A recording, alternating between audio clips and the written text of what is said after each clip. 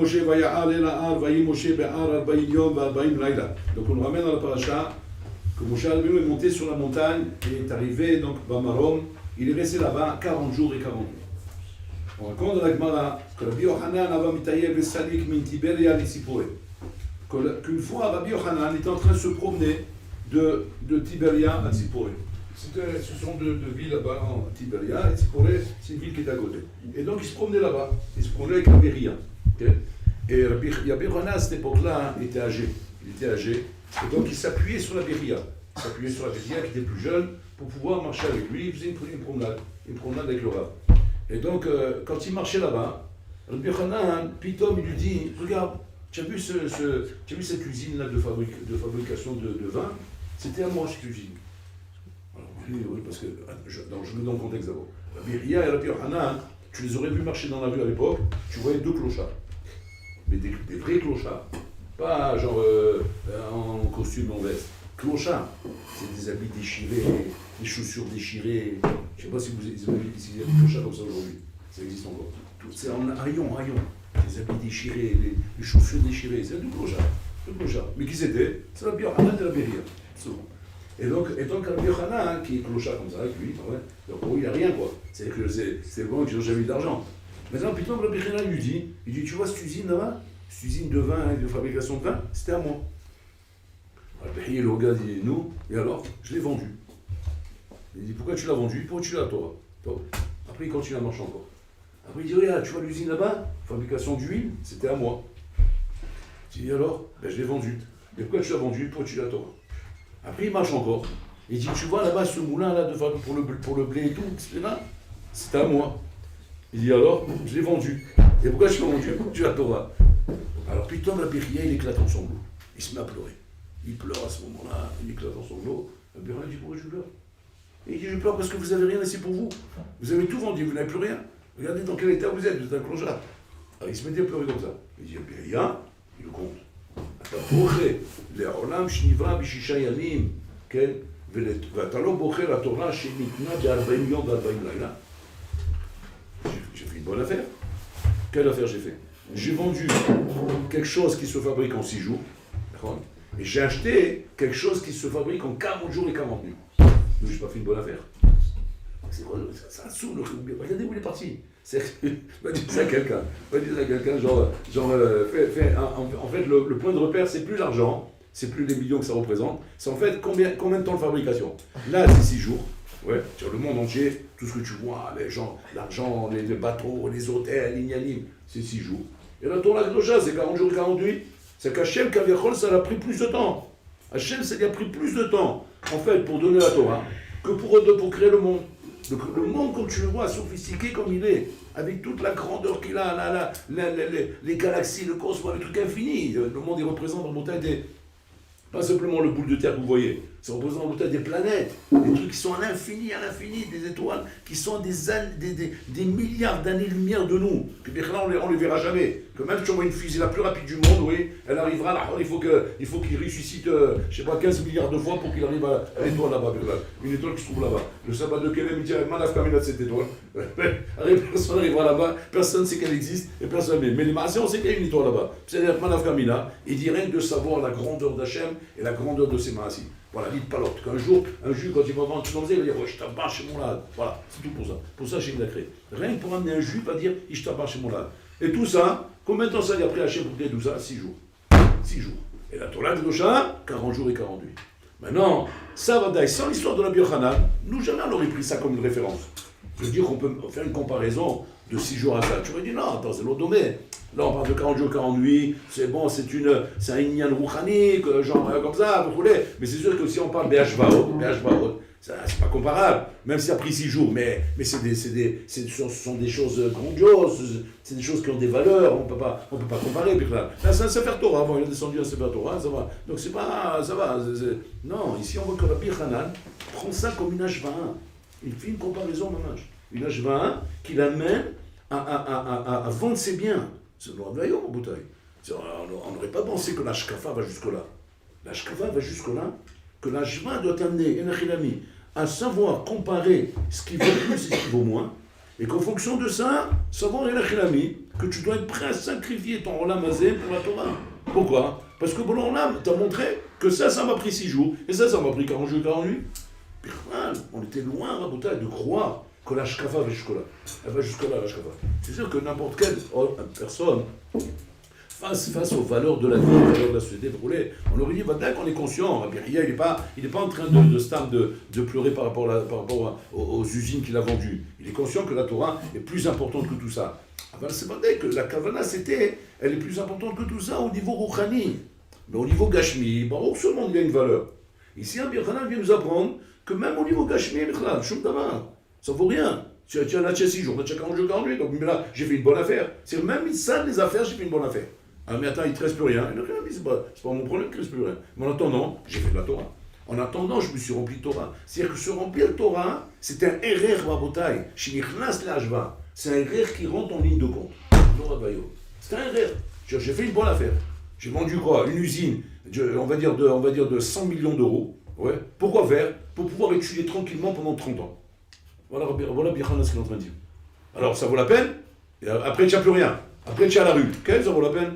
Je me suis rempli de Torah pendant 30 ans. Et alors quoi? Montre-moi les calculs, au niveau calcul, comment ça vaut la peine? Ah ouais, ça c'est 40 jours, 40 nuits, ça c'est 6 jours. Donc j'ai fait une bonne affaire.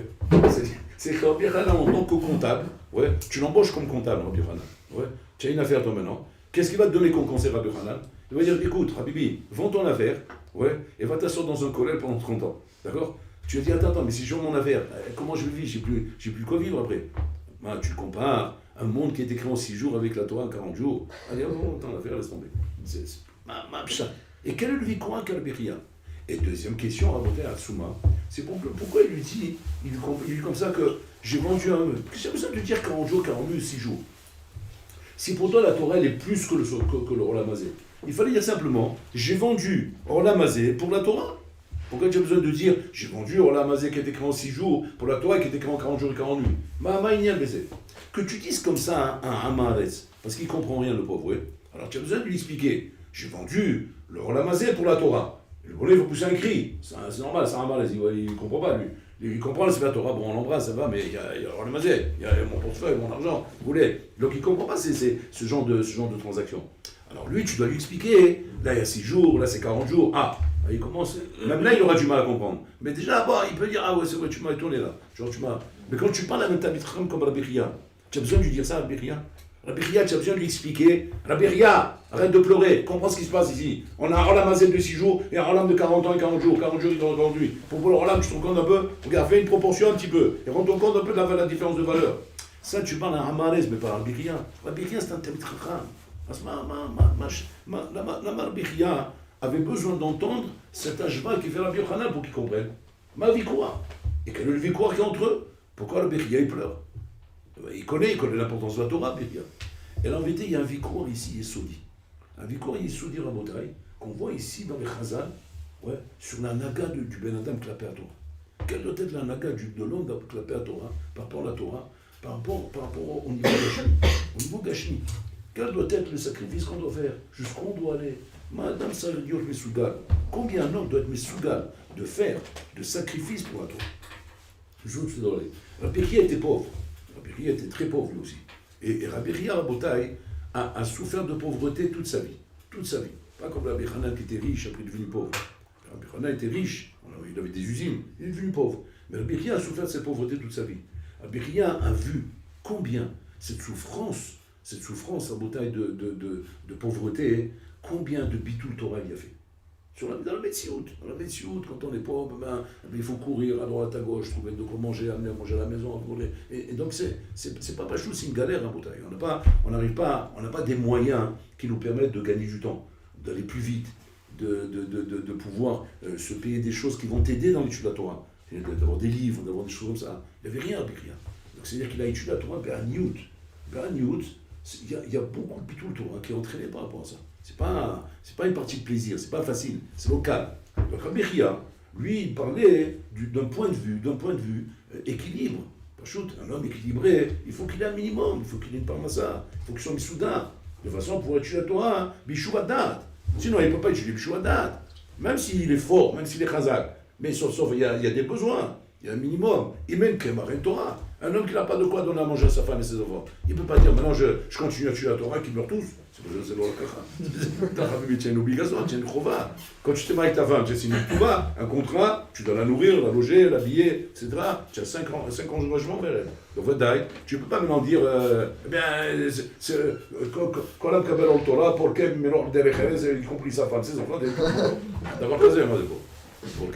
Pour qu'il cache une décision pour l'aigle, mais toi tu vas pas être pour l'aigle toi-même, c'est pas comme ça que ça marche. Il y a des engagements, il faut être là. Et donc la Biria, à cause de ça, en bouteille, devait très souvent fermer son livre pour aller couper du bois dans la forêt, pour ramener de l'argent à la maison, aller lever des bidons d'eau, puiseurs d'eau en bouteille. Il allait dans les puits puiser de l'eau pour amener de l'eau aux gens, pour pouvoir avoir de l'argent.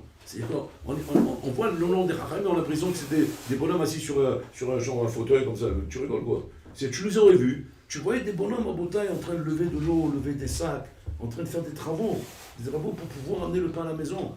Mais c'est des bonhommes qui sont arrivés à des madrigotes, à Tsumot de Torah. Mais, bad bebad, en même temps, ils étaient obligés en bouteille de porter le rôle de la Parnassa. Et donc, Abiria, lui, il avait comme Ashkafa que si maintenant un homme, il a des moyens au niveau Parnassa, c'est vachement, il faut faire attention, ça dit aux Zahir, il ne faut pas perdre la tête. Pourquoi? Parce que ces moyens-là sont ce qui va te donner la possibilité dans la vie d'étudier la Torah, l'Ishuvada. Et l'Ishuvada, c'est très important pour l'étude de la Torah. Un homme qui constamment est dérangé, comment je vais payer l'électricité, comment je vais payer l'eau, comment je vais payer le téléphone, comment je vais payer ça, comment je vais acheter un habit à mes enfants ou à ma femme, etc. C'est le chagrin. Et donc l'Ishuvada, tu ne l'as pas. Par rapport à ça, si maintenant j'ai des moyens que, bon, mais la chamim, je les ai, d'accord? Tu ne vas pas aller les vendre. Tu ne vas pas aller maintenant dilapider tout ça pour te donner plus de Torah. Il faut les garder, il faut faire ça. Bishuvata, Bechokma, comment gérer cet argent de façon à ce que tu puisses, tout en étant en train d'étudier toute la journée, comment tu pourrais utiliser cet argent, qu'il ne va pas se dilapider comme ça. Comme ça, Rabbi Chia est étonné. C'est pour ça que Rabbi Hana est obligé de lui donner une tana. Qui ne relève pas de l'importance de la Torah. Parce que l'importance de la Torah, il l'a, Rabbi Chia. Rabbi Chia connaît l'importance de la Torah. Seulement, il doit lui donner une ta'ana au niveau ashva, au niveau comparaison. Je sais que la Torah est plus importante, mais d'accord, j'ai une bonne ta'ana, Rabbi Chia. C'est quoi la ta'ana qu'il a, Rabbi Chia? Il faut Yishuvadat. Si tu n'as pas Yishuvadat, comment tu veux étudier la Torah? Comment tu vas pouvoir étudier la Torah alors que tu sais maintenant que tes enfants sont en train de crier, ils n'ont pas de quoi manger. Tu peux étudier la Torah alors que tu sais maintenant tu vas te faire expulser de ta maison ou des trucs comme ça. Tu ne peux pas étudier parce que tu as une obligation, tu es obligé de te lever. Donc la Biria est étonnée que quand on a des moyens, il faut les garder. Il faut les garder, les préserver, les fructifier, les faire travailler doucement, sans trop perdre de temps, mais au moins quand tu étudies, Bishuvada. Par contre, ça prend du temps aussi. Mais quand tu étudies, on est Bishuvada, c'est pas Shumeon. Ça, c'est la Tana de Rabbi Chia. Sur ça, Rabbi Hanan y répond. En fait, maintenant, on comprend pourquoi Rabbi Hanan ne pouvait pas se contenter uniquement de dire Torah est plus Hashuvah que le matériel. Ce n'est pas une réponse qu'il pouvait lui donner. Sûrement la question qu'il avait avec Rabbi Chia. Maintenant, Rabbi Hanan donne une réponse. Il va répondre à Rabbi Chia. C'est quoi? Tu veux comparer la Torah qui a été donnée en 40 jours et 40 nuits, et le monde qui a été créé en 6 jours. Tu veux comparer ça avec ça? Qu'est-ce que tu es en train de parler? Qu'est-ce que tu es en train de parler de ça? Ce que tu dis, c'est Nachon, si jamais les deux, ils étaient au même niveau. Les deux 6 jours, les deux 40 jours et 40 nuits. Alors tu as raison, donc il faut leur donner à chacun sa place. Mais ils ne sont pas au même niveau les deux. On n'est pas au même niveau, Khabibi. Là j'ai échangé quoi? J'ai échangé avec des carottes pourries, oui. Des carottes pourries avec de l'or. J'avais un stock de carottes pourries, je les ai vendus pour acheter de l'or. Tu vas maintenant me reprocher pourquoi j'ai fait une affaire pareille, mais c'est la plus belle affaire que je peux faire dans ma vie. C'est que quand tu es conscient de l'importance de la Torah et que la Torah a une valeur de 40 jours et 40 nuits, pour lequel l'homme s'est investi 40 jours et 40 nuits pour donner la Torah, tu ne peux pas comparer avec un monde de 6 jours. Hachem a créé le monde en 6 jours. Le monde avec tout ce que ça comporte. Donc en fait, tout là, je vois qu'il lui fait Rabbi Hanan, en fait, c'est pour casser la tana de la prière, pour lui casser sa tana. Mais en tout cas, ça veut dire qu'il ressort de là, qu'il n'a rien avec c'est une tana, c'est le réveillon. Quel nafkamina est cette tana pour nous? Parce que ça, c'est l'histoire de Rabbi Hanan d'Améria. Maintenant pour nous, quel nafkamina? Ça veut dire quoi? Ça veut dire qu'il y en a qui on doit vivre comme des clochards pour étudier la Torah en bataille. C'est ça que la Torah demande. Ouais,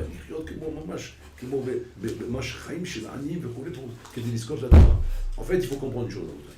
La Torah, Akdosha, qu'elle nous propose 2 chemins. Il y a 2 chemins qui permettent à l'homme en bataille de sa vie, soit une vie de Torah. Ça, c'est l'obligation pour chacun. Tout le monde a l'obligation d'avoir une vie de Torah. Ça, en mandez pas lui. On ne discute pas là-dessus. Maintenant, le chinook qu'il y a, c'est pas est-ce qu'une vie de Torah ou pas une vie de Torah. Non, une vie de Torah, c'est une chita. On ne parle pas de ça. On parle maintenant de consacrer sa vie à la Torah. Une vie de Torah, c'est pas shoot.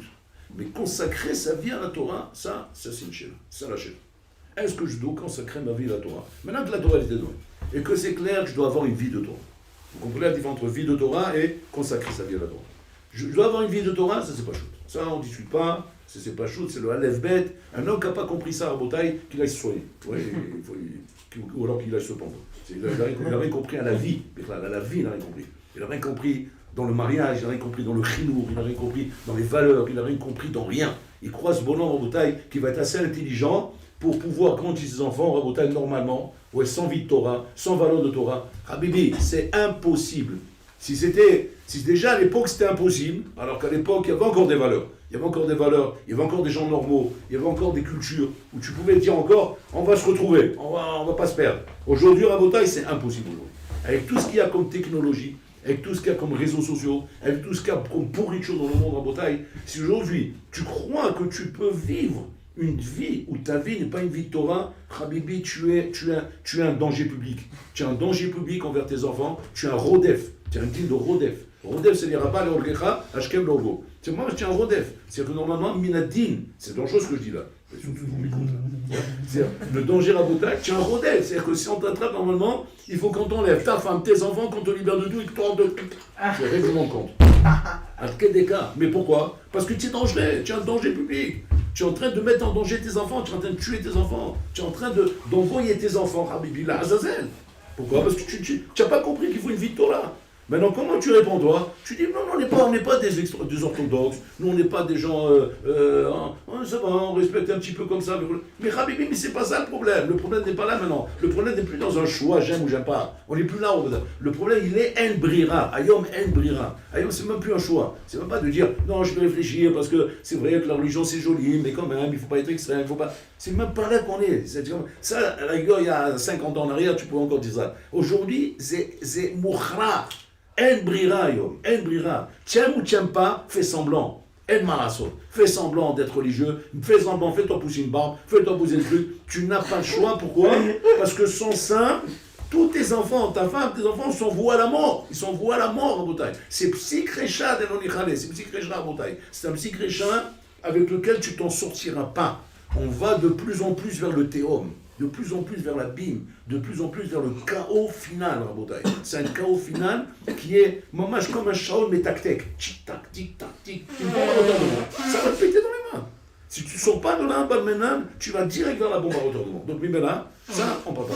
Donc, Chaim Shem Torah, une vie de Torah, une vie religieuse roulée, ça s'impose aujourd'hui, c'est pas shoot, ça relève que du bon sens. Ça relève que du bon sens, de la responsabilité normale qu'un homme doit avoir envers sa femme et ses enfants. Ça, c'est Aleph Bet. Un bonhomme qui ne fait pas ça, je vous dis et je vous répète, c'est un criminel de guerre. C'est Hitler en personne. Même Hitler, c'est un rigolo à côté. Même Hitler, c'est un rigolo à côté. Parce que Hitler, à Rabotaï, il a tué des juifs parce qu'il avait un concept, il avait une conviction que ça s'appelle Rabotaï la pourriture du monde. Ce sont des bonhommes qui font du mal au monde. Il faut les tuer. Donc, dans son concept, les chitatos, il ne faut pas dire qu'il est fou, mais les chitatos, il a raison. Ouais, quand tu as compris que ça c'est une vermine, c'est une pourriture, ben qu'est-ce qu'il faut faire? Il faut l'éliminer. Il se trompe, mais dans sa chita, il a raison. Mais toi le père, quelle chita tu as? C'est quoi ta chita? Même une chita tu n'en as pas. C'est pourquoi tu fais ce que tu fais? Il ne peut pas dire j'ai un concept, j'ai une chita. Hitler, il avait un chita au moins, il avait un concept. Mais toi tu n'as même pas le concept, toi tu es un fou. Tu es un fou allié, c'est-à-dire tu n'as même pas compris comment dire, la responsabilité que tu as envers ta femme et tes enfants. Donc c'est pour ça que là-bas, la chérie commence pas là. Tout le victoire qui est entre la Birchanan et la Bechia, c'est pas là. C'est sur le chiouf que tu as, pas seulement de vivre une vie de Torah, ça c'est évident qu'on vient de le dire, ouais. Et là, de combien tu dois sacrifier ta vie pour la Torah. Voilà, c'est ça qu'on parle ici.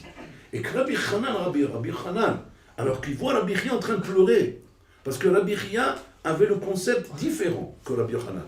Rabbi Chia, attention, on parle ici à des niveaux très très hauts, faites attention, hein. On n'est pas en train on n'est pas dans un victoire ici d'Atilomi ou bien Haredi, on n'est pas là, d'ailleurs. Là on est dans un victoire Haredi. On est dans le Haredi, Et maintenant, on est dans le Chut HaSara qu'on est en train de couper c'est au microscope à Botaï, au 10 millionième genre millimètre. Quoi. Rien qu'au microscope, tu veux voir ça. La lune, tu vois rien. Quoi. Donc on est dans un truc, un malade très fin ici. Hein. C'est-à-dire, Rabbi Chia, Rabbi Hanan, chacun de son côté à Botaï, c'est Kodesh Kodashim. Kodesh Kodashim, Kodesh Kodashim. C'est deux chitotes Kodesh Kodashim. Mais ils sont dans un vikour, les deux, sur la partie maintenant, combien la Torah, Kaviachol, m'oblige à me sacrifier pour elle. Qu'est-ce que la Torah attend de moi? Ma Torah mechaka mini en tant que chiyuv. Je ne parle pas en tant que reshoot, quoi. Reshoot, wadai. Kol mosifim lo. Kol marbe choulé, ashrav. On ne parle pas de ça. On ne parle pas en tant que reshoot, on parle en tant que chiyuv. Ma Torah mechayev et totalement. Quel est le chiyuv que la Torah a envers nous vis-à-vis du sacrifice que tu dois faire pour la Torah? Et ça, Rabbi Yochanan, il vient et il donne un psaque, mais sanglant. Un psaque sanglant. Qu'est-ce qu'il dit Rabbi Yochanan? Adam sarer limkor et takol. Un homme doit tout vendre, doit tout donner pour la Torah. Ça veut dire que d'après Rabbi Yochanan, le chat, il est quoi? Un homme doit se sacrifier pour la Torah. Il doit tout sacrifier. Pourquoi? Parce que si jamais, donc lui, il va à un niveau encore plus haut, lui, plus haut que ce qu'on a dit nous. C'est que si jamais un homme en Botaï avait les moyens de pouvoir se sacrifier pour la Torah, il ne l'a pas fait, il aura des comptes à rendre. C'est par exemple, on va dire un exemple comme ça. Le bonhomme, maintenant, il a des moyens. Il a des moyens. C'est un bonhomme, il a des bonnes affaires, etc. Il a des moyens. Maintenant, lui, il vit sa vie de bon juif. Première catégorie, comme on a dit tout à l'heure, il vit une vie de Torah. C'est, il fait attention de bien éduquer ses enfants, d'envoyer ses enfants dans le Talmud Torah, de rouler. Maintenant, Pitom, il rencontre un ancien ami qui a été à l'Yeshiva, il lui dit, qu'est-ce que tu fais de ta vie, toi? Il dit, j'ai des affaires, voilà, bon, Hachem, on s'est mariés, on a des enfants, on les éduque dans la Torah, on les envoie dans les Yeshivot, c'est-à-dire que le bonhomme, il est doé pour ses enfants, c'est pour leur donner une bonne éducation. Ça, à ce niveau-là, il ne fait pas partie de la première catégorie qu'on a dit, pire qu'Hitler. Donc lui, il est bon. Maintenant, l'autre, il lui dit, maintenant, mais je comprends pas, tu es en train de te soucier des autres, et toi, qu'est-ce que tu fais pour toi? Il dit, pour moi, je suis converti de la Torah. Je fixe un bon mode d'étude de la Torah, un peu le matin, comme ça, un petit peu à droite à gauche, vous voulez. Et bien le bonhomme, il lui dit quoi? Il dit, mais tu es malade, c'est pas comme ça. Il faut te sacrifier pour la Torah. Il dit, mais attends, mais si je travaille pas, comment je fais? Comment je fais pour vivre? Comment je fais pour amener le pain à la maison? Comment je fais pour ça? Tu es en train de faire un vikouah sur un monde qui a été créé en 6 jours, alors que je te propose un monde qui a été donné en 40 jours et 40 nuits. Tu es fatigué ou quoi? Alors il dit, qu'est-ce qu'il faut que je fasse? Vends tout! Et va te payer un avraire qui va te vite te remplir de Torah avant que tu meurs comme un bourricot. Parce que chez Marahem, dans ce cas-là, tu reviendras en Gilgoul dans un bourricot. Parce que tu es un bourricot en fait, Mida Kenegin Mida. Le bonhomme il dit un truc comme ça. Vous vous rendez compte un peu? Qu'est-ce que tu réponds, ce genre? C'est quoi la réponse qu'on donne ici? Alors qu'est-ce que vous allez me dire? Ça, si on n'a pas vu, qu'est-ce qu'on va dire? Non, ça n'existe pas, il y a une chita kazot. On n'est pas des fous. Ouais, une chita kazot. On n'est pas dans le monde des fous, on est dans le monde normal, équilibré. Donc il ne faut pas, l'autre chita qu'il y a. Ça n'existe pas une chita comme ça. Voilà, la chita elle existe, Rabbi Yochanan. Rabbi Yochanan, il tient comme ça. Alors quoi, tu vas dire quoi? Tu vas dire que c'est ce qu'il faut faire? C'est comme ça qu'il faut faire? Maintenant il vient Rabbi Chia, il dit non. Pas d'accord. Rabbi Chia il dit qu'il n'est pas d'accord. Rabbi Chia il dit que quoi? Que un malasot. Si un homme n'a pas de yeshuvadat, ou le yachol Hashem el vilmod. Donc c'est le yazor, moi je t'en sais. Rabbi Yochanan, ce que tu es en train de faire, c'est le yazor. C'est pas une haïssa ce que tu es en train de donner. Pourquoi? À quoi ça sert de dire au bonhomme, vends tes affaires, vends tout, assieds-toi devant un collègue, laisse-toi pousser là-bas, laisse-toi pousser les péotes, ouais, qu'est-ce que vous voulez? Le bonhomme il a, je sais pas, 40 ans, je sais pas quel âge il a, achète-toi un chapeau, une fête, vous voulez? Yalla, achète ta bentora. Le Bechia lui dit, mais tu es fou, à quoi ça sert de faire ça? Mais c'est hasard de faire une chose comme ça. Cet homme-là, il va pas étudier les Shuhadat. Pourquoi il va pas étudier Shuhadat? Parce que pas chouette, il va pas supporter la Haniout, il va pas supporter la pauvreté. Comme ça il demande, comme ça il dit le bien.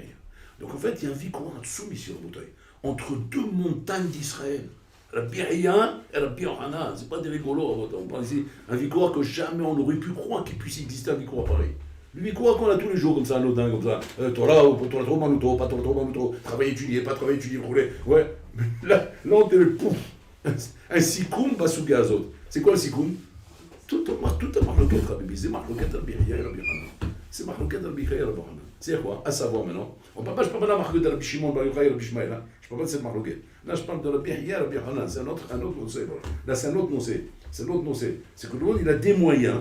Et que maintenant, il dit, vends tous tes moyens pour étudier. On ne parle pas maintenant, mais Trila, Dalko. Est-ce que je suis Rabbi Shimon? Bien, je suis Rabbi Shmuel. Ça, c'est un autre sipour. C'est ça que Gemara dit là-bas. Arbe asu Rabbi Shimon, lo alta biyadam, maintenant noktim kemo Rabbi Shmuel, chez eux alta biyadam. C'est ensuite le Rabbi Shmuel, betria darko. Bien fait. Maintenant, je parle que le bonhomme, il arrive à un stade de sa vie où Baruch Hashem, il a des moyens. Il a des moyens. Et maintenant, on lui dit, nous, Hacham, Tatril, commence à te remplir, commence à étudier. Azma ta'osé, Aziala, Timgoret Akol. Vends tout ça, sacrifie-toi pour la Torah. Ça, ce qui dit ça, c'est le Biohan. Le Bihya, tu m'as pitom, de quoi dépend la marloquette? De quoi dépend la marloquette? Alors là, on va dire quelque chose à Bota qui n'est pas Bachout, mais Marasot. Ça, il faut que tu entendes une fois dans ta vie. Ce que tu fais avec, tu fais ce que tu veux avec. Mais le Marasé, il faut entendre une fois dans sa vie. Ouais. La marloquette qui est ici, elle est comme ça. Hachem, il a mis deux anagotes dans le monde. Deux anagotes. J'étais anagote dans là. Il y a ce qu'on appelle anaga nisite et anaga tivite. Anaga nisite et anaga tivite. Ce sont deux anagotes qui existent dans le monde en vrai. Pas comme nous on croyait que non, l'anaga nisite n'existe pas. C'est une anaga de temps en temps qu'elle arrive comme ça, genre sortie d'Égypte, ouverte sur la mer où vous voulez. Mais l'anaga du Rolam, c'est anaga tivite. Non. Il y a jeté anagote dans là. Anaga nisite, anaga tivite. Anaga nisite, Rabotai, ça ne veut pas dire chez Adam Somer à la Nes. Parce que sur l'ismor à la Nes. Anaga nisite, c'est un homme Rabotai, chez Mitnagim Ito Benes. C'est qu'il a un kinyan là-dessus. Ou l'eau sommer à la Nes. Ou Chayanissim. C'est pas du tout la même chose. À sur l'ismor à la Nes, on dit ça un bonhomme qui vit Banaga Tivit. Un homme qui vit Banaga Tivit, c'est l'ismor à la Nes. Parce qu'il sait qu'il y a des nissim. Alors maintenant, lui, il te dit quoi? Il te dit, j'ai pas peur. Comment tu n'as pas peur? Ben, Hachem Yazor. Assour, pourquoi Assour? Ça se met à la Nes. Pourquoi assourdissement à la NES? Parce que Tchénoïk ben négativite. C'est qu'un homme Rabotai ne peut pas s'amuser à passer d'un camp à l'autre comme ça. On ne change pas de camp comme on veut. Si t'as un naga est tivite, assourdissement à la NES. Si t'as un naga est nisite, moutar l'ismor à la NES. Moutar l'ismor à la NES. C'est Nora Bayom. Où est-ce qu'on voit ça? On voit ça par exemple avec Rabbi Hanan ben Dosa. Okay? Là-bas, Rabbi Hanan ben Dosa, la Gemara ramène qu'une fois, il y avait un harva dans le chouk qui était en train de menacer les gens. Harva, c'est un gros, pas un poisson, un gros serpent. Mais qui pas un poisson, un serpent. Il menaçait les gens. Et les gens, ils ont eu peur, ils ont commencé à paniquer. Il y avait des cris dans tout le chouk. Et à l'époque, le Bate Midrash, il était toujours à côté du chouk. Parce que c'est là-bas que les gens ils venaient, ils se rassemblaient pour faire les dinim, les ignanim, donc on était toujours à côté d'eux. Puis tout le monde, les chachamim qui étaient assis au Bate Midrash, ils ont entendu des cris dans le chouk. Ils ont paniqué, ils ont dit, bon, mais qu'est-ce qui se passe? Il y a une invasion de barbares ou quoi? Donc c'est quoi ces cris? Des cris, les femmes, en train de pousser des cris. Puis les Khamami, ils sont sortis, ils ont vu, il y a un serpent là-bas. Alva, c'est un gros serpent qui menaçait. Alors ils sont venus voir le Bihanan, ils ont dit, oh Bihanan, qu'est-ce qu'on fait? Il y a un serpent là-bas. Bon, c'est la saute la chaîne, il faut pas laisser les gens paniquer comme ça. Qu'est-ce qu'il a fait? Il est sorti. Et puis on ne voyait plus le serpent, il dit, oui, le serpent, il est dans le trou là, il est dans le trou. Maintenant, la Gemara dit là-bas que le halva, il faut faire très attention. Parce que le halva, qu'est-ce qui se passe? Quand il mord quelqu'un, et qu'après il a mordu, le premier des deux qui arrive à trouver une source d'eau, d'accord, lui il reste en vie et l'autre il meurt. Maintenant, le serpent, il est baki dans ce ignanim là. Il connaît ce ignanim, donc il sait où trouver la source d'eau. Maintenant, le bonhomme en général, il ne sait pas. Mais là, il mourrait à la Makor. Maintenant, la Gemara ramène là-bas, que Rabbi Hanan il est sorti. Il a vu le trou là-bas, il a mis le pied dans le trou. Il a levé la glima, il a enlevé la chaussette, il a le truc, il a mis son pied dans le trou. Maintenant tout le monde a eu peur. Mais comment tu mets ton pied dans le trou? Il va voir. Le serpent, il est dedans. Ton pied va dans le trou, il va te mordre maintenant. Rabbi Hanan ben Dosa, il n'a pas peur. Il met son pied dans le trou. Maintenant, quand il met son pied dans le trou, il se met en sakana. Mais l'homme est venu, mais il a dansé d'avoir casé. La Gemara là-bas dit, oh là, l'Arvad, malheur au Arvad, qu'il est en train de vouloir mordre Rabbi Hanina, il ne sait pas ce qu'il attend maintenant. C'est quoi? C'est qu'en vérité, il croit qu'il va vouloir faire quelque chose contre Rabbi Hanina, mais chom d'avoir. Et le serpent, les maassi, il est mort. Il a rien pu. Ni le mort, ni voilà. Qu'est-ce qu'il a fait Rabbi Hanina? Il a pris le serpent, il l'a mis autour de son cou. Il est rentré au Beth Midrash. Il est rentré au Beth Midrash. Bon, il y a une Sheila là-bas, est-ce que c'est pas Métamé, il y a un Touma, il y a une Sheila, Hakila Touma là-bas. Bon, le méchant, il faut voir comment il avait ça. Donc il a pris, il dit comme ça au Chachamim. Il dit, Chachamim, sachez une chose, Loa anachash memit, ahet memit. C'est la faute qui tue, c'est pas le serpent qui tue. Il ne faut pas avoir peur du serpent. Le marchand, la makom, il demande, et c'est d'avoir casé. Assourdissement à la naise. Ok, tu veux faire un moussa. C'est-à-dire, moi je te fais un moussard, je veux dire, je suis avec un serpent comme ça, un truc, va jouer, pas des choses pareilles. Assour, ça doit caser. Assour, il se mord à la naisse. Comment il a pu faire une chose pareille? Et le Baba Barché, il répond que Sha'ane Rabbi Hanina, Sha'ane, c'est Shone Rabbi Hanina. Shema, Shitfilo, Shitchoumi, pas le Rabbi Hanina, Yachol, il se mord à la naisse. C'est Rabbi Hanina, Rabotai, peut être soumer à la naisse. Pourquoi? Ou Chaï Anaganisite, il vit dans cette Anaganisite. Rabbi Hanina vit dans cette Anaganisite. C'est-à-dire que là, il nous sort quoi? Il nous sort un Chilukatsu, qui vient ce qu'on appelle un Anaganisite, un Nagativite. Un homme qui vit dans une Anagativite, Rabotai, sur lui, on dit Assour l'ismor la nes. Mais un homme qui vit ben Anaganisite, il y a Chol l'ismor la nes. Pourtant, l'ismor la nes, il a le droit de dire à un homme, bon, alors là, t'as Célines, t'as Zorgé, fais-moi un nes. Ouais, exactement, Rabotai. Comme les Bénis Israël qui sont sortis d'Égypte. Les Bénis Israël sont d'Égypte, Rabotai. Je vous pose une question, on va voir si vous avez compris. Dans quel Anaga ils sont là? Là, à ce moment-là. Ils sont ben Anaganisite ou Anagativite? Anaganisite, bon, ils sont ben Anaganisite. Et regardez comme c'est Atsoum. Ils arrivent devant la mer, qu'est-ce qu'ils font? Ils se mettent à prier, ils se comportent comme des gens qui sont ben nagativites.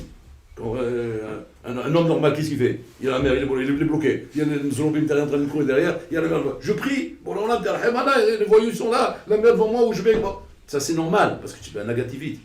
Mais là, les bénis Israël, bon là, il leur tire les oreilles.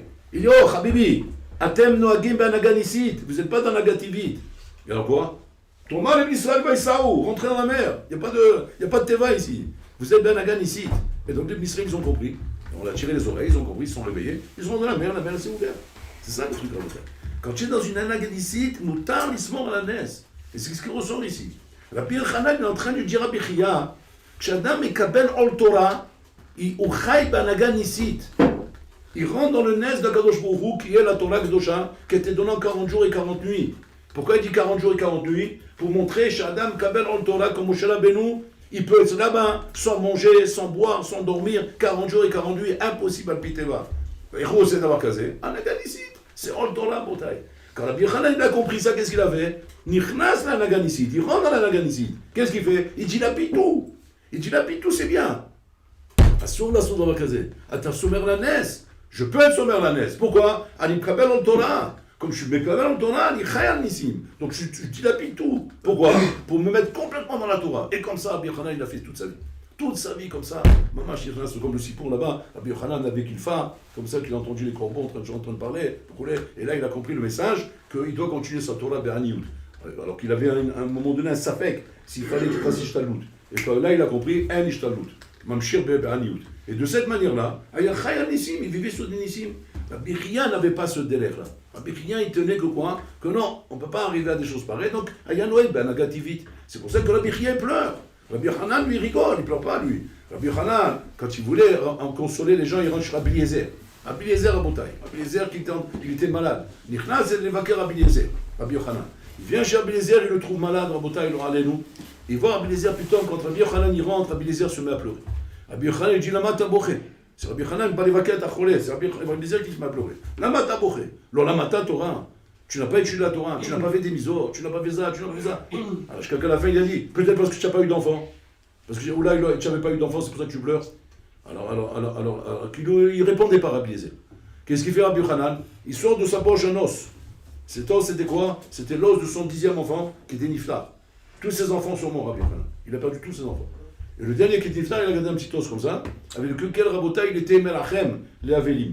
Et quand il va le voir, il dit, Mata Boché. Sur quoi tu es en train de pleurer? Il dit, du monde, j'ai perdu l'autre, il a perdu un proche, n'importe quoi. C'est normal qu'il pleure. Il lui montrait la pierre, il dit, t'es nachem et t'as smecha. Regarde-moi ce que j'ai perdu. Il veut ami bachoshen po. C'est quoi cet anaga Rabotai? C'est un anaga ici. Rabbi Yochanan Rabotai, il n'est pas à Piteva, il est à Pénissim. Mais Rabbi Yochanan nous apprend ici que quand on a, il prend le Olf Malchut Shamaim ou Chré à Pénissim Rabotai. Alors la question est comme ça. Tout ça c'est bien beau. C'est Rabbi Hanan, c'est Rabbi Chia, il y a une afkamina aujourd'hui, tout ça. Il y a une afkamina gazon, Baruch, Baruch, c'est sûr. Un bel Torah, un Baruch Yeshiva, qui étudie et qui devient un avoué. Ça devient un avoué, l'homme kolayom, Torato ou Manoto. Ouais. Habibi, combien il va gagner par mois? Tout cassé, 2000 shekels, encore ça. C'est les petites mascoros, c'est même plus le SMIC, c'est le schmilblick. Il est en dessous de la shirvat à Aniout, il est dans le magma, il est au fond du sol. Il est battu au braba. Tu vas me dire, ils vont pas tenir longtemps. Le système ne va pas tenir longtemps. Il va s'écrouler mais en 2 temps, 3 mouvements, Bibi. Ouais, ça va être la crise économique, ça va péter dans le sens. Jusqu'à maintenant, c'est ce qu'il disait l'amour de sa mère. Il dit, c'est marrant, on voit des crises économiques que chez les riches. Chez la vraie, il n'y a pas de crise économique. Comment ça, il n'y a pas de crise économique? Tu rigoles quoi? Mais là-bas, c'est Kol Shekel. Si là-bas, il y a des crises économiques, alors que là-bas, on parle par milliards de dollars. C'est des sommes phénoménales. Il y a des crises. Là, il n'y a pas de crise. Je sais pas, non, il n'y a pas de crise. Comment ça, il n'y a pas de crise? Explique-moi ce qui se passe. Voilà, Habibi, d'abord, la plus petite famille, c'est une douzaine d'enfants. Ouais. Alors que là-bas, Habibi, l'autre, il a déjà un garçon, une fille et 3 chats, et déjà, c'est la crise économique. Et la crise économique, il y a 12 enfants, voilà, il n'y a aucune crise économique. Voilà. Ils sont là, ouais. Il faut les habiller, il faut les loger, il faut les habiller, il faut les dans les études, il faut les... Et attends, tu sais pas ce qui t'attend maintenant, parce que ça, c'est la rigolade, ça. J'ai envie de grandir, lui donner à manger, ça c'est la rigolade. Déjà on ne comprend pas ça, déjà c'est compliqué. Mais c'est pas ça le problème. Le problème c'est quoi? Il faut les marier. Parce que chez les Bnei Torah en Botaï, c'est pas comme chez les Chilonim, l'enfant il se marie que quand il a une situation. S'il te plaît, il faut une situation, elle a un premier métier, et après il se marie, genre 27 ans, 28 ans, 30 ans, quoi. Presque vieille fille, vieux garçon. Et là il se marie. Mais avant une situation, mais ça commence même pas en rêve. Pourquoi? Mais ça va être la crise. Il ne va pas aller se marier à Bibi s'il n'a pas de situation, il faut une situation pour ça. Donc c'est pour éviter les crises, ça. Chez nous, on dirait qu'il n'y a pas de crise. Là, ils marient les enfants, ils n'ont rien. L'autre, ils sont à la yeshiva. Les parents ont posé la yeshiva toute sa vie à Botaï. Il a pris un métier, voilà. Il ne s'est même pas planté un clou. C'est-à-dire, demain, il y a une ampoule à remplacer dans la maison, il est obligé d'un électricien. Électricien de ma boule. Et vous savez, l'autre fois, j'ai attrapé un ouvrier. Je dis, viens, je t'apprends comment on change une ampoule. C'est le péché. C'est péché. Combien tu as payé l'électricien? Il me dit, 200 shekels, le déplacement unanime pour changer une ampoule. Il m'a dit, encore, je vous ai fait un prix. Hein. Je dis, Kharam, il t'a fait un prix. C'est un voleur. Il dit, quoi, ils ont changé une ampoule. Viens, je t'explique. Et j'ai expliqué. Je dis, merci, vous m'avez sauvé la vie. Maintenant, je vais économiser au moins tous les mois quelque chose avec des ampoules. Je dis, mais tu es fatigué. Il faut un bien minimum. C'est-à-dire, pour vous dire un peu l'esprit où ils sont les bonhommes. Mais c'est quoi le pshat? Le pshat, c'est ça, à Botaï. C'est qu'en fait, le bonhomme, il est dans tout achat ol mabut shamaim. Il marie les enfants. Et là, c'est le nes, mais galouille. Là, c'est plus la mer rouge. La mer rouge, c'est la rigolade. La mer rouge, c'est la trompette, c'est la piscine. C'est la rigolade, la mer rouge. Là, c'est, je vais marier maintenant, 12 enfants, un derrière l'autre à Botaï, en leur assurant une maison. Parce que chez Rilonim, on n'assure aucune maison. Il n'y a pas quelle maison? Tu rigoles quoi? Quelle maison? Tu vas dormir à la maison. Avec je te paye encore le mariage. Tu rigoles quoi? Là-bas, on paye le mariage, l'orchestre, le photographe, les habits, le dénia, les habits de la kala, les habits du hatan, et les ignanim en Botaï, et les repas, et Shiva Barachot, Shabbat Ratan, ignani, yallah. C'est moi qui arrose, yallah, mon corps, yallah, vas-y, mais là-bas, on s'attendait à Botaï, on s'attendait là-bas normalement. Non, on m'a mis là. Une copaine qui ne lâche pas. Qu'est-ce qu'il va te lâcher? Il n'a pas un sou, c'est un tafla. Il n'a même pas de quoi se payer une paire de baskets. Qu'est-ce qu'il va dire? Il va commencer à payer un mariage, tu es fatigué ou quoi? Et le bonhomme là-bas, c'est yalla. Tu vois, chez les Chilonim, mais ça ne marche pas comme ça. C'est des calculs, c'est des ignanis. Ma putain, prends ça sur toi. Avec l'argent du mariage, tu vas payer tout ça. Ma putain, je vais payer moi. Fais-toi une situation, paye ton mariage, mets l'argent de côté pour payer ton mariage, mets l'argent de côté pour payer tes meubles, pour payer ta machine à laver, tes ignanis brûlés. Mais là, c'est tout. Il est meuble en plus. Les meubles, il lui paye tous les meubles meublés, l'appartement meublé, acheté, clé en main, comme ça. Ça existe que chez les milliardaires. C'est vrai ou pas? Moi, je pense pas, hein, je pense pas que j'exagère. Ça n'existe que chez les milliardaires, au moins millionnaires, on va dire. Alors, on ne va pas exagérer. Au moins millionnaire, au moins bonhomme qui a une situation béton à Botaï.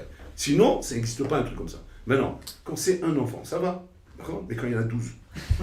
Voilà, 12 fois le scénario que je vais. Je ne veux pas le faire 12 fois, mais c'est comme ça 12 fois ce que je vais faire maintenant. Mais tu rigoles quoi? Et ça, c'est Nes Galou, c'est pire que la mer Rouge. Hein. C'est de la rigolade, la mer Rouge à côté. Tu comprends un peu comment il fait un boulot? Le Hadmour de Satmer à Botaï, quand il a fait son voyage en Israël, c'était un bon, c'est ça. Moi, je connais Kodachim. Il avait dit, il y a une chose qui me montre, qui me sert à moi comme preuve que la Torah elle est nisrite. Comme c'est dit. C'est quoi? C'est les avrichim, comment ils marient leurs enfants. Ça prouve comme la Torah est nisrite. Parce que si aujourd'hui, tu poses des questions soi-disant comme ça, est-ce que Hachem existe? Est-ce que ça existe? Est-ce que ça... C'est des questions de Maboulim là qui posent, genre les savants malades mentaux, qui posent des questions comme ça. Prouvez-moi. Et les gens ils se cassent la tête comme des imbéciles à leur prouver. Il n'y a rien à prouver. tu leur montres simplement la vie d'Avrichim. Voilà, la vie d'un Avril, mais tu vois comme c'est Nissim Glouim, où le bonhomme il a marié les 12 enfants en montagne, et le bonhomme il est vivant. Il est vivant. Il est là devant toi. Mais par où il est passé? Comment il n'est pas mort 10 000 fois? Il est passé sous un camion 12 fois. 12 fois un train TGV l'a écrasé. Ouais. Et tu vois à chaque fois, c'est comme les dessins, c'est dans les dessins animés que tu vois ça. Il se fait écraser par le train, il se relève encore. Il a juste un petit pot sur la tête. Ça c'est dans les dessins animés. Mais dans la réalité, un train il écrase, mais il meurt. Le deuxième il écrase, mais il meurt. Le troisième il écrase, il est mort. Il est mort, il est pas mort, il est encore là. Et le train il passe, il se relève. C'est quoi le pshat de Rabotai? Un aganisite. C'est-à-dire qu'un homme peut arriver comme Rabbi Yochanan, par le srout de la Torah, de rentrer dans une anaganisite. Et là il faut faire attention. Parce qu'il arrive des fois, Chas de Shalom, que d'Avrichim n'en peuvent plus. Ils n'en peuvent plus de vivre dans cette anaganisite. Parce qu'anaganisite, elle est très dure à vivre. C'est pourquoi elle est très dure à vivre? Parce que tu ne vois jamais d'où ça va sortir. Tu ne vois jamais d'où ça va venir à Boutaï. Tu ne vois pas. Je vous parle en connaissance cause, dans la moyenne des enfants. On ne sait pas d'où ça vient. On ne sait pas. On rentre dans le mariage, on ne sait même pas où va venir l'argent. C'est pas que je vous dis on voit des trucs avant, c'est soudain, on voit rien. Rien à l'horizon. Alors qu'est-ce qu'on fait? Bon, on y va. Et quoi, mais tu as préparé le chèque?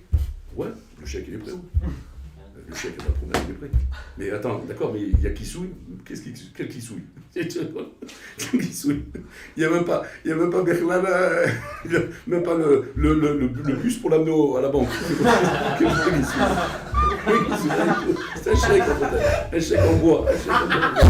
Et alors, par où ça va sortir? Manaraf! J'en sais rien par où ça va sortir. Nora Rayom. Je vous passe, c'est pas d'histoire que je vous raconte. Je vous raconte comment ça se passe. C'est un tsoum aflé, va faire les raboudai. Maintenant, sur ça, tu vas dire quoi? Ma assour, descends du bus tout de suite. Si elle se met à la nef, assour d'avoir casé. Non, rien d'avoir casé. C'est ce qui nous apprend bien. Chatam kabel on malchut shamaim. Moutar l'ismor à la nes, t'es l'ismor à la nes, va tomber les bolos là. Ça, je me rappelle, c'est une fois, j'étais témoin d'une conversation de quelqu'un avec Rav Mahfoud. Rav Mahfoud, vous connaissez, c'est le cher Rav Mahfoud.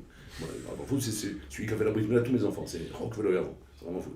Et je me rappelle, c'était une conversation lors d'une brit mila de mon fils, de l'aîné, et quelqu'un était à côté de lui. Quelqu'un était à côté de lui parce qu'il voulait lui payer pour la brit mila. Il voulait lui donner une enveloppe, c'était mon beau-père. Il voulait une enveloppe pour la brit mila. Il dit, je d'avoir il dit tout gratuitement, il n'y a pas d'argent. Alors il dit, mais quoi, vous n'avez pas d'enfants? Il dit, j'ai beaucoup d'enfants. Je ne me rappelle pas s'il avait 16 enfants, je ne sais pas combien. Il dit, et vous les avez mariés? Il dit, pas encore, pas tous, il y a encore des mariages à faire. Alors il faut prendre. Il dit, mais prendre quoi? Prendre ça va pas, non? Il dit, mais alors qui c'est qui? Celui qui les a amenés au monde, il les marie. Mais oui, toi tu les as amenés au monde, tu les maries? Non, c'est pas moi que j'aime au monde. Moi j'aime même. Moi je suis sur la touche, je rien que j'applaudis. J'applaudis quand ils marquent les buts. C'est bon, là, mais moi je l'applaudis. Waouh, bravo, 1-0, allez, 2-0, waouh, tu veux bien au fond, magnifique. Waouh, il a rentré dans la lucarne, c'est magnifique. C'est bon, là. Il dit, lui les amener, lui les marie. Comme ça, à montagne, j'ai entendu ça de mes oreilles, c'est fort. Tu vois comment, mamache, le bonhomme à montagne, c'est pas ce tam d'ici pour une balma. Mais le bonhomme à montagne, c'est comme ça que ça se passe. Ça, c'est un aganisite. Mais l'on quand un bonhomme en montagne, il doute de ça, il doute de ça. Tu as un doute, il a un doute, il n'arrive pas. Et qu'à cause de ça, il y a des bonhommes comme ça, il quitte les bancs d'Yeshiva, il quitte les bancs d'école libre, il n'arrive pas, il voit qu'il panique, il voit que la femme pleure, il n'arrive pas à rouler, chose qui n'est pas la chose. Il ne faut pas juger, on n'a pas le droit de juger. Quand un bonhomme il se trouve dans la panique à Boutaï, il sort, c'est tout à son honneur. Il ne faut pas, dégrader ou dénigrer et dire ouais, Mouchrat, il est sorti. C'est tout à son honneur, Kol HaKavod qu'il est parti. Je ne parle pas maintenant en tant que critique ou pas critique. Je vous donne simplement les éléments. Je critique personne en Boutaï, que ce soit là ou là, tout à l'honneur du bonhomme en Boutaï. Tu travailles, tu amènes la paresse à la maison, Kol HaKavod. Tu es sommé à la naisse, Kol HaKavod. Ce que tu fais, c'est bien, mais il faut savoir une chose. Il y a une grande afkamina. Quand le bonhomme, il était habitué à vivre dans une anagan ici. Et maintenant, il veut changer de anagan. Quand tu vas aller travailler maintenant, c'est pas que tu vas travailler et puis tu fais un petit changement de rien du tout. Tu changes de train, tu changes d'avion, tu changes de anaga. Tu passes maintenant dans une anaga tivite. Et ça, il faut le savoir en Boutaï. Parce que malheureusement, beaucoup de gens ne le savent pas. Et ça fait mal. Ça fait mal parce que le bonhomme, il s'est habitué à une chose et puis il voit autre chose. Il ne comprend pas pourquoi ça a changé là. Qu'est-ce qui se passe? J'ai l'impression qu'Hachem il m'a lâché, il n'est plus avec moi. Hachem ne te lâche pas. Ça raconte que tu as changé de anaga. Cette anaga n'est plus la même. Il y a un anaga ici, mais un anaga tivite. Je sais pas si vous avez